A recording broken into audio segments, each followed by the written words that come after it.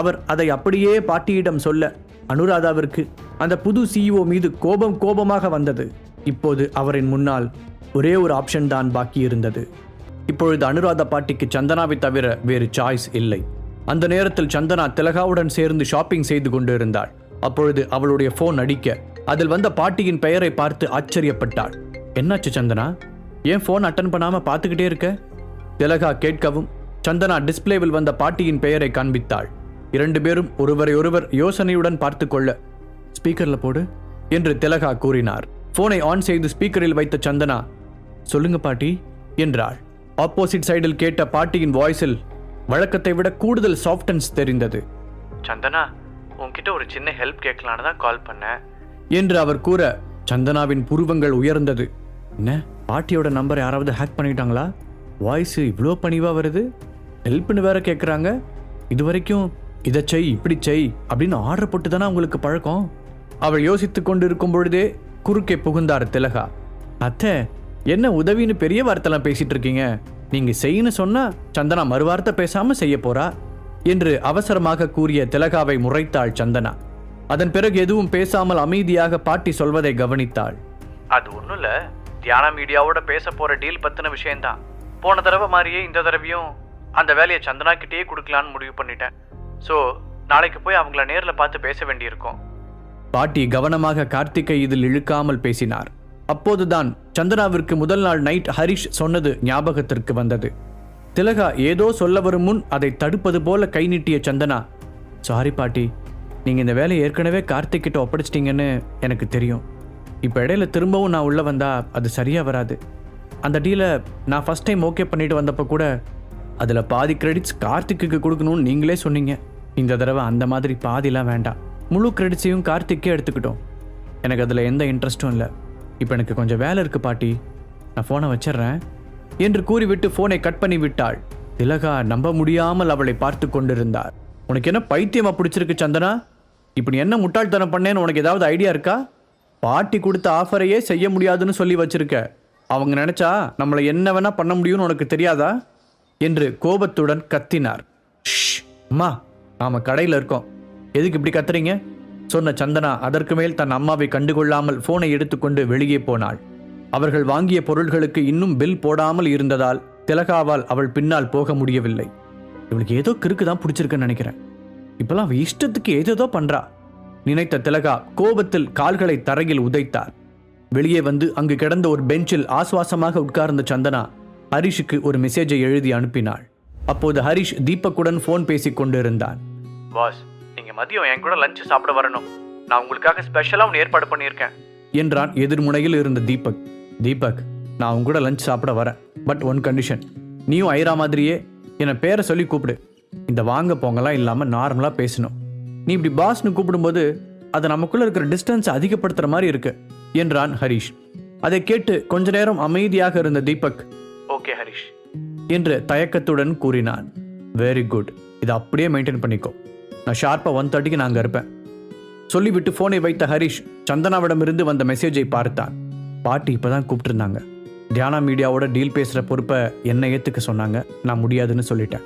அடுத்து நான் என்ன செய்யறது என்று சந்தனா அனுப்பி இருக்க ஹரிஷ் மெதுவாக சிரித்தான். பரவாயில்லையே, இவன் நாம சொல்றதெல்லாம் கேட்க ஆரம்பிச்சிட்டா என்று நினைத்தவன், டோன்ட் வரி, அவங்க சீக்கிரமாகவே திரும்பவும் உன்னை கூப்பிடுவாங்க. பட் பர்சனலாக உனக்கு ஒரு நல்ல ஆஃபர் கொடுக்குற வரைக்கும் நீ அங்கே டீல் பேச போகிறதுக்கு ஒத்துக்காத என்று பதில் அனுப்பினான். அதன் பிறகு ஹரிஷ் தன்னுடைய ஸ்கூட்டரில் தீபக்கின் 5 ஸ்டார் ஹோட்டலுக்கு சென்றான். இப்போதைக்கு அவனுக்கு ஸ்கூட்டர் தான் கம்ஃபர்டபுளாக இருந்தது. ஹரிஷ் அனுப்பிய மெசேஜை பார்த்த சந்தனா கொஞ்சம் ரிலாக்ஸாக உணர்ந்தாள். ஹோட்டலுக்கு வந்த ஹரிஷ் அங்கு ஏற்கனவே தீபக் அவனுக்காக வெயிட் பண்ணி கொண்டிருப்பதை பார்த்தான். Hi Harish, have a seat என்ற தீபக் ஹரிஷ் உட்கார்ந்ததும் தனக்கு பின்னால் இருந்த ஆளை பார்த்து தலையசைத்தான். தீபக்கின் அசிஸ்டண்டான அந்த நபர் ஒரு மூடிய ட்ரேயை அவர்கள் முன் வைத்துவிட்டு நகர்ந்து நின்று கொண்டான். தீபக் அந்த மூடியை திறந்து உள்ளிருந்து ஒரு சிறிய வெல்வெட் பெட்டியை வெளியே எடுத்தான். அவனுடைய நடவடிக்கைகள் பார்ப்பதற்கு கொஞ்சம் மிஸ்டீரியஸாக இருந்தது.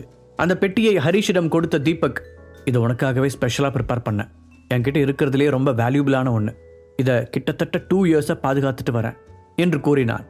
தீபக், நீ ஆல்ரெடி எனக்கு ஒரு வண்டர்ஃபுல் கிஃப்டை கொடுத்துருக்க, இதுக்கு மேலே நான் எதையும் வாங்குறதா இல்லை சிரித்துக்கொண்டே சொன்ன ஹரிஷ் அந்த பாக்ஸை தீபக்கின் பக்கமே தள்ளினான்.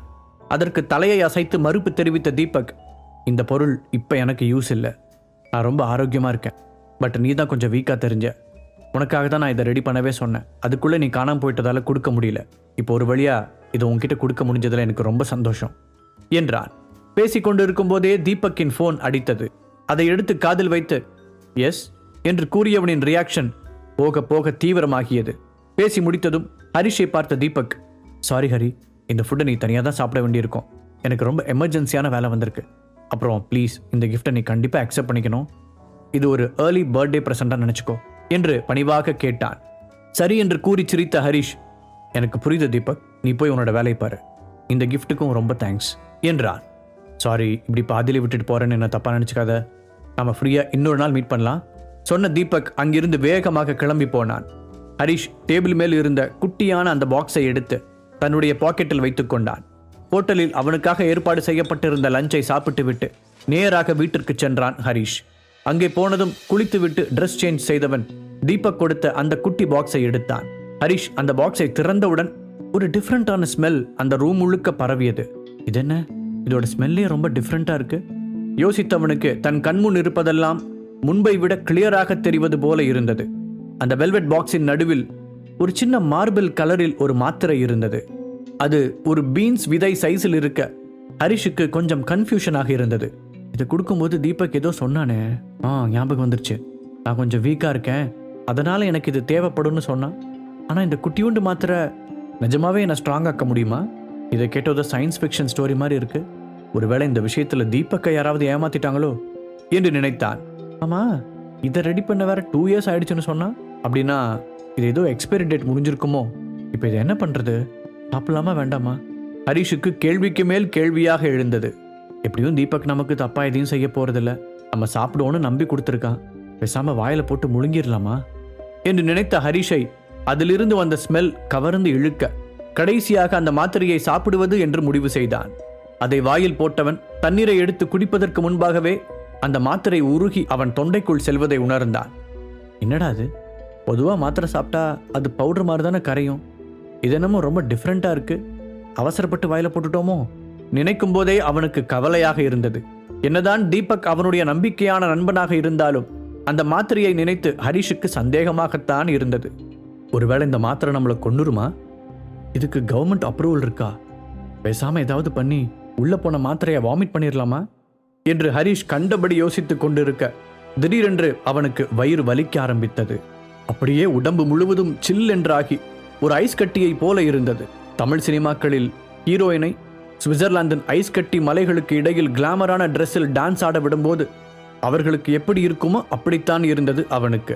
பிறகு அப்படியே கண்கள் சுழற்றி கொண்டு வர மயங்கி தரையில் விழுந்தான் அவன்.